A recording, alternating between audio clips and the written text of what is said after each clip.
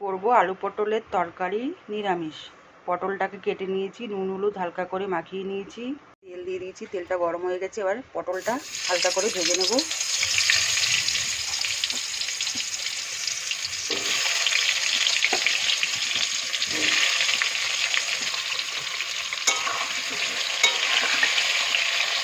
আমার পটল ভাজা হয়ে গেছে, পটলটা লাল লাল করে একটু ভেজে নিয়েছি, এবার তুলে নেব। ওই তেলের মধ্যে আলুটাকে একটু হালকা করে ভেজে নেব।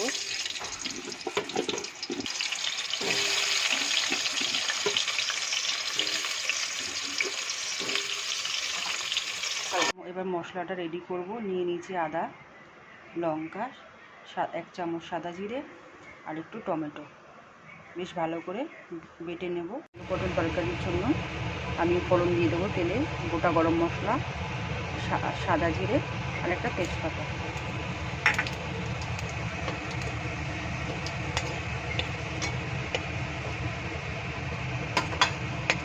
মশলাটা রেডি করে রেখেছিলাম, মশলাটা দিয়ে দেবো। এবার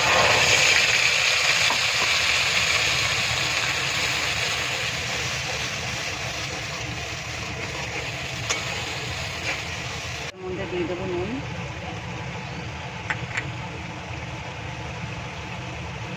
আর 1 চামচ হলুদ দিয়ে ভালো করে কষিয়ে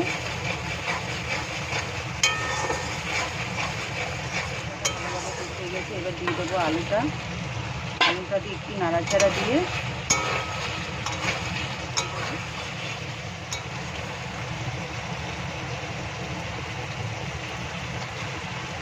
পটলগুলো দিয়ে ভালো করে কষিয়ে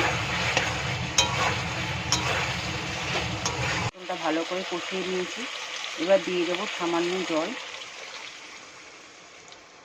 জল দিয়ে গ্যাসটা লো ফ্লেমে দিয়ে আস্তে করে ঢেকে রাখবো।